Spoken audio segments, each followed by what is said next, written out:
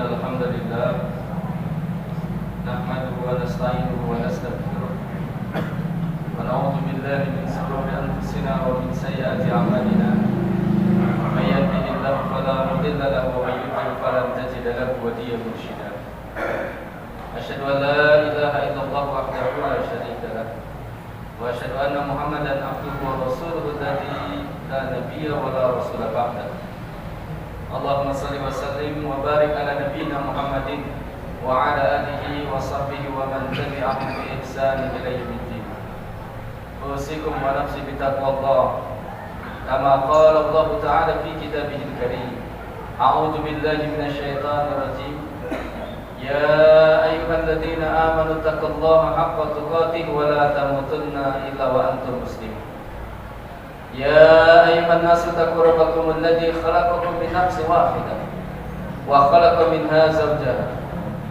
وبث منهما رجالا كثيرا ونساء واتقوا الله الذي تساءلون به والأرحام إن الله كان عليكم رقيبا يا أيها الذين آمنوا اتقوا الله وقولوا قولا سديدا يصلح لكم أعمالكم ويغفر لكم ذنوبكم ومن يطع الله ورسوله فقد فاز فوزا عظيما أما بعد معاشر المسlimin sidang rahimakumullah.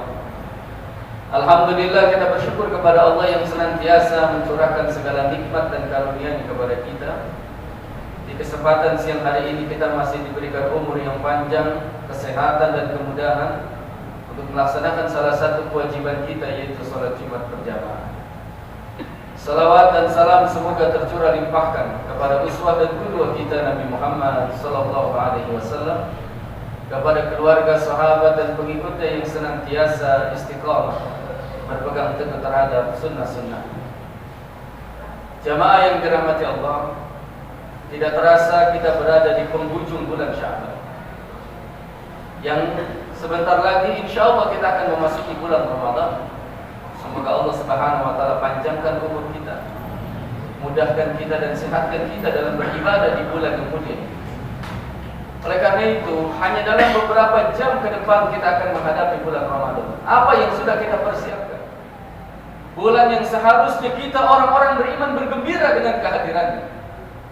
Bulan yang seharusnya membuat kita bersiap siaga untuk mempersiapkan diri secara totalitas beribadah kepada Allah Subhanahu wa taala. Setelah hampir 11 bulan kita berkelana di dunia, mencari dunia, lalu Allah berikan kita 1 bulan untuk mempersiapkan diri, 1 bulan untuk memfokuskan diri beribadah kepada Allah Subhanahu wa taala. Oleh karena itu para jamaah dan Allah, sudahkah kita membekali dan mempersiapkan diri menghadapi bulan yang penuh dengan keberkahan dan ampunan dari Allah Subhanahu wa taala?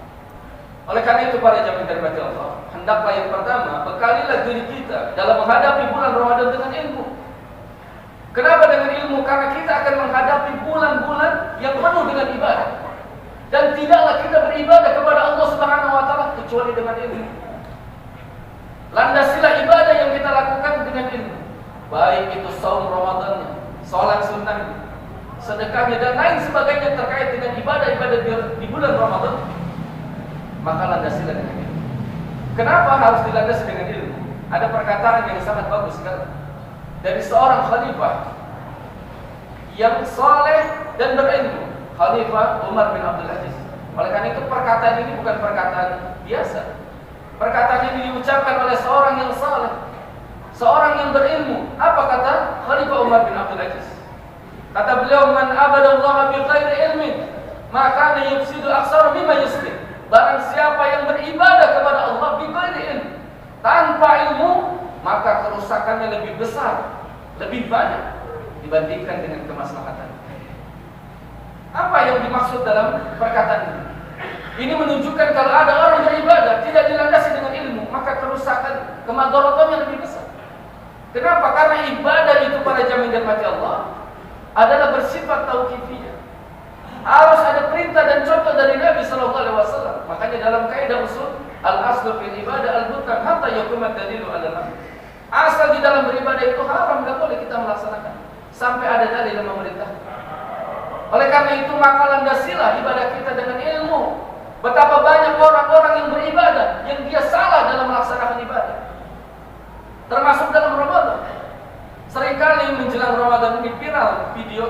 dengan orang melaksanakan tarawih 7 menit. Ngebut secepat kilat. Apakah ini yang dimaksud dengan ibadah kepada Allah? Dari mulai takbiratul ihram, baca surat Al-Fatihah, ruku, sujud dan lain sebagainya secepat kilat. Bukan itu para jamaah dan macam. Inilah kerusakan ibadah dari orang-orang yang tidak berilmu. Maka landasilah ibadah kita dengan ilmu. Ini yang pertama. Yang kedua para jamaah dan macam Allah, bekalilah diri kita dengan memperbanyak istighfar dan bertaubat kepada Allah Subhanahu wa taala.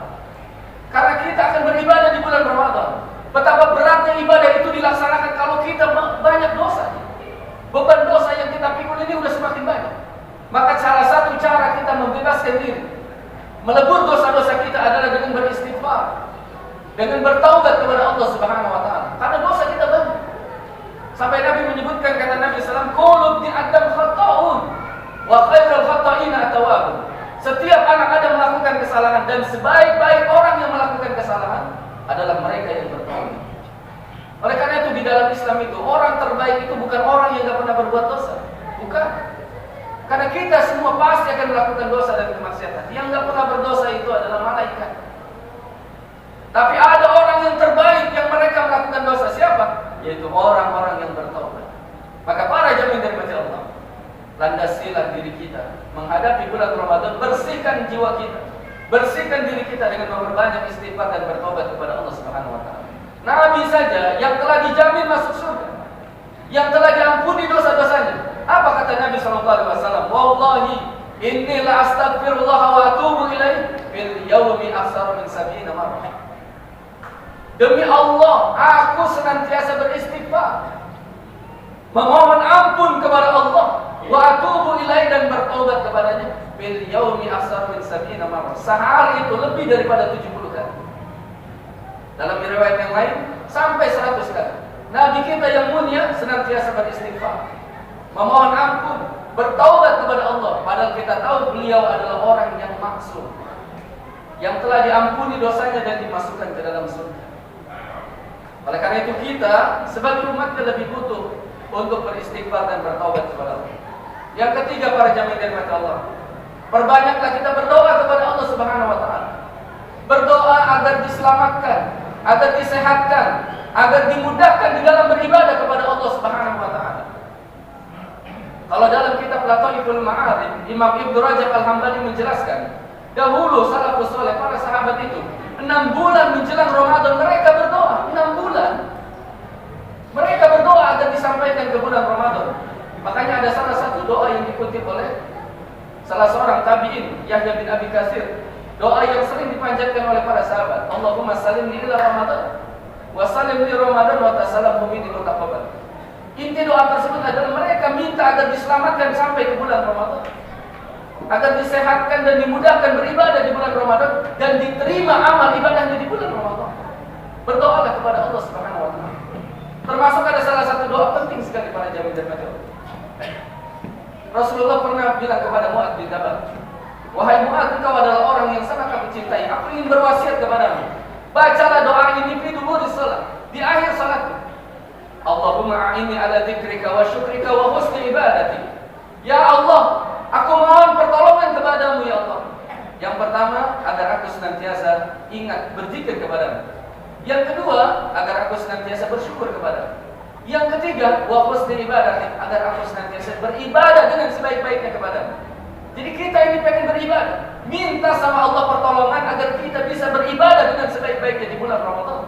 Dan Allah Subhanahu wa taala menerima amal ibadah kita di bulan Ramadan. Panjatkan doa kita agar disehatkan, dimudahkan dan diterima amal ibadah kita di bulan Ramadan. Perbanyak berdoa kepada Allah Subhanahu. Yang terakhir para jamaah dirahmati Allah, perbanyaklah kita tilawah Quran. Jangan tinggalkan Al-Quran, terutama ketika di bulan Ramadan. Kalau kita biasa baca Quran di luar bulan Ramadan, maka di bulan Ramadan harus lebih meningkatkan tilawah Quran kita. Karena Nabi SAW ketika bulan Ramadan hampir setiap malam bertemu dengan Jibril, membacakan ayat Al-Quran, memurojaah kembali ayat-ayat Al-Quran yang telah diturunkan. Kenapa? Karena syahrul Ramadan, syahrul Quran. Bulan Ramadan adalah bulan Al-Quran. Yang Al-Quran ini para jamaah dirahmati Allah, kalau kita baca bukan per surat pahalanya, bukan per juz. Apa kata Nabi? Man qara'a harfan min kitabillah falahu bihi hasanatu wal hasanatu bi asri amsalih. Wala aqulu alif lam mim harfun, walakin alifun harfun, wa lamun harfun, wa mimun harfun. Kata Nabi sallallahu alaihi wasallam, barang siapa baca satu huruf dari kitabullah, dari Al-Qur'an, satu huruf. Karena ada di dalam Al-Qur'an itu satu huruf. Nun, qaf, satu huruf. Apa kata Nabi? Barang siapa membaca satu huruf dari Al-Qur'an, maka dia mendapatkan satu kebaikan yang dilipat gandakan jadi 10. 10 kebaikan. Sampai Nabi tegaskan, wala aqulu alif lam mim harfun, walakin alifun harfun, wa lamun harfun, wa mimun harfun. Aku tidak katakan alif lam mim itu satu huruf. Alif satu huruf, lam satu huruf, mim satu huruf. Oleh karena itu para jamaah dari Allah, maka bulan Ramadan jadikan bulan peningkatan kita dalam tilawah Quran, membaca Al-Quran. Kalau perlu targetkan kita untuk khatam Al-Quran. Jadi kalau kita mau khatam selama sebulan, kalau Al-Quran kita itu adalah Al-Quran Mushaf Madinah, maka minimal setiap kali sholat kita 4 halaman, 7 lembar. Kalau 4 halaman dalam satu hari kita bisa menuntaskan 1 juz. Para jamaah dan baca, maka perbanyaklah kita tilawah. Setelah tilawah jangan lupa untuk membaca terjemahnya, tafsirnya, agar kita bisa mentadabburinya dan mengamalkan dalam kehidupan kita. Semoga Allah Subhanahu wa taala memberikan kemudahan kita dengan bekal-bekal kita menghadapi bulan Ramadan. Aqulu qouli hadza wa astaghfirullah li wa lakum. Astaghfiruhu innahu huwal ghafurur rahim. Alhamdulillah. Alhamdulillahilladzi arsala rasulahu bil huda wa dinil haq. Liyudhhirahu 'ala ad-din kullihi wa kafa billahi shahida. Asyhadu an la ilaha illallah wahdahu la syarika lahu. Wa asyhadu anna Muhammadan 'abduhu wa rasuluhu alladzi la nabiyya wa la rasula ba'dahu. Allahumma shalli wa sallim wa barik ala nabiyyina Muhammadin wa ala alihi wa sahbihi wa man tabi'ahum bi ihsani ila yaumiddin. Ma'asyiral muslimin, sidang Jumat rahimakumullah.